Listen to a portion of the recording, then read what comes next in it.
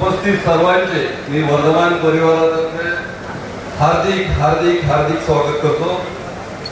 भगवान महावीराच्या चरणी वंदन करून आजच्या कार्यक्रमात आशीर्वचन देण्यासाठी उपस्थित गुरुदेव 108 उपाध्याय निरंजन सागरजी महाराज यांच्या चरणी नतमस्तक होतो।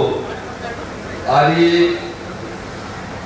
मला खूप आनंद आहे आणि खूप आपल्या सर्वांच्या प्रेमाचा आज हा सोहळा आहे।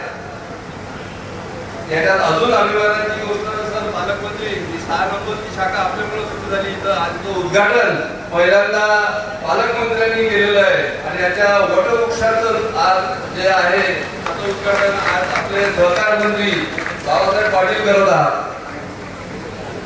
सर अजून एक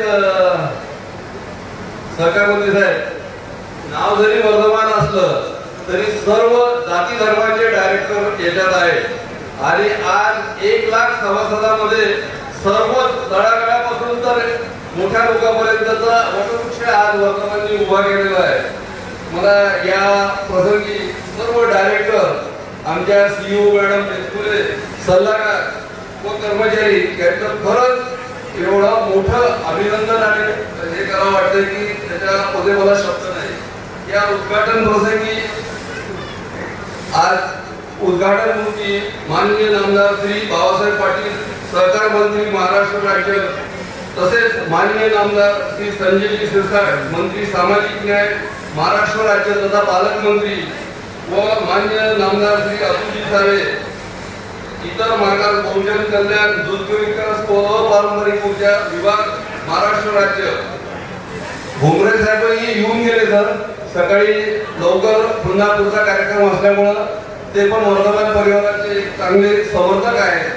त्याचसोबत माझे गुरु आणि महाराष्ट्र राज्य पतसंस्था फेडरेशनचे अध्यक्ष माननीय काकासाहेब कोटे, माननीय शिवाजीराव देशमुख, माजी महापौर विकाजी जैन, माजी महापौर विकाजी घोडले साहेब,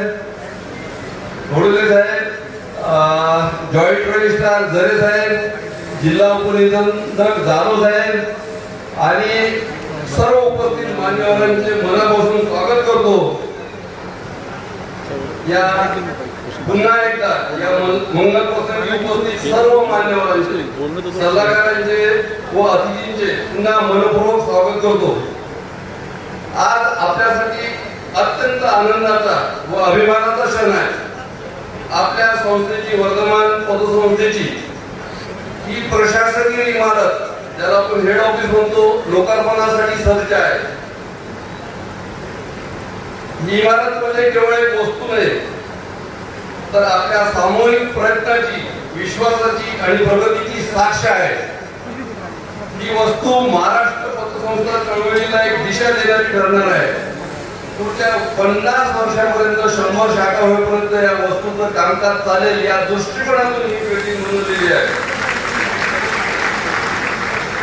ह्या डिझाईन करताना या कॉर्पोरेट ऑफिसचं अनेक गोष्टी भविष्यात येणार आहेत काम करून, जसं आर्किटेक्ट साहेब देवडा आणि कन्स्ट्रक्शन मध्ये प्रफुल्ल अग्रवाल आणि प्रवीण यांची टीम, पण त्यासोबत आमच्या डायरेक्टर मध्ये संभाजीनं भरपूर वेळ देऊन ही आपल्याला हवी अशी सर्वांनी, आज आमचा थोडासा वेळ झाल्यामुळे बाबासाहेबांना दाखवता आली नाही आम्हाला। शिरसाट साहेब म्हटले नंतर दाखवू, आज पहिले लोक थांबलेले आहेत त्याच्यामुळे पहिले इकडे चला, त्यामुळे लोकांच्या करता आपण इकडे येऊन ह्या नंतर सहकार मंत्री वेळ देणार आहे आणि आपण ती बिल्डिंग बांधणार आहोत। अप्रत्यक्ष ज्यांनी पाहिली तर ही कल्पना एका पतसंस्थेची अशी भव्य आणि दिव्य इमारत असावी, आम्ही जे स्वप्न पाहिलं ते आज प्रत्यक्षात उतरताना आम्हाला खूप आनंद होतोय, समाधान होतोय। या संकल्पनेचा प्रत्यक्ष उभारणीचा प्रवास व अनेक अडचणीवर मात करून हे झालेली आहे।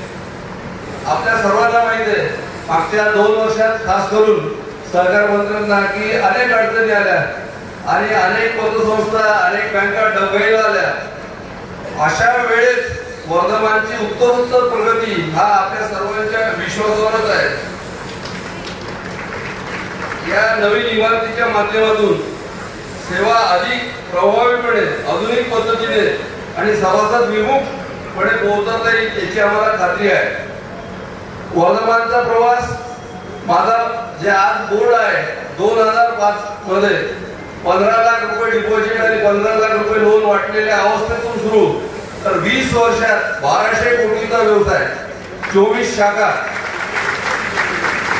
आणि फायनान्शियल इन्स्टिट्यूट कशात मोजले जाते तर एनपीए 2.5% वर एनपीए न गेलेली अशी ही पतसंस्था आहे. आज 220 कर्मचारी 80 पिग्मी एजंट आणि असा मोठा परिवार आणि 1 लाख सभासद असं एकंदरीत वर्धमान पतसंस्थेचा आजचं वार्षिक उलाढाल आणि कार्यक्रम आहे. मी आपल्या सर्वांच्या सेवेत नेहमी निरंतर प्रेमात आणि विश्वासात राहू इच्छितो. आज अनेक मोठे चेहरे समोर आहेत. किशोरजी चव्हाण आहेत, वैद्य साहेब आहेत, असेही म्हणतात, सगळेच वकील ठरावत असेही म्हणतात.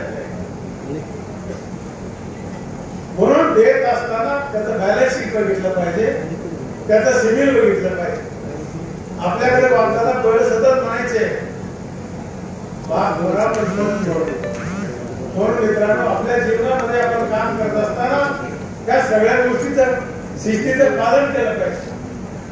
जगामधले श्रीमंत माणसं ठरवायची एकदा तिथे बैठक झाली आणि दरवर्षी ठरवायचे.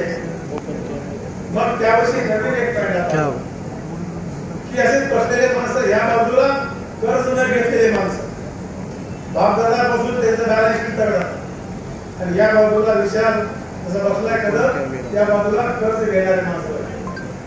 पण आतापर्यंत त्यांनी मात्र जगाचा श्रीमंत माणूस इकडलाच काढला होता. पण त्याचबरोबर म्हणजे की कर्ज घेणाऱ्या लोकांतून ते काढूया. मग इकडे बसणाऱ्या माणसाचं सगळं बघितलं, इन्कम टॅक्स बघितलं, रिटर्न बघितलं, टॅक्स किती भरला. या माणसाचा इकडल्या लाईन मधल्या सगळ्यात मोठ्या माणसाचा 10,000 कोटीचा टर्नओव्हर होता. मग इकडल्या माणसाला तो घेतलं त्या माणसाचा 8,000 कोटीचा टर्नओव्हर होता. मग श्रीमंत कोण आहे तुम्ही सांगा? 10,000 कोटीचा माणूस. पण समिती काळे संघासारखी होती हुशार. समितीने म्हणले की आता 2 प्रकारचे आपण बक्षीस द्यायचे की ह्यांनी बापदादाची जरी प्रॉपर्टी असली तर सांभाळणं ती देखील कमी पडू नये म्हणून त्याचा सत्कार केला. आणि विशाल कदम सारख्या माणसाचा का सत्कार केला? विशाल कदमकडे काहीच नव्हतं. शून्यामधून त्यांनी एक निर्माण केलं. दरवर्षी कर्ज परत फेडत गेले, पुन्हा फेडत गेले आणि त्याची आयपत एवढी स्ट्रॉंग झाली, त्याचं बॅलन्स शीट एवढं तयार झालं की 800 कोटी रुपयाचा टर्नओव्हर करायला लागले. म्हणून त्यांचाही सत्कार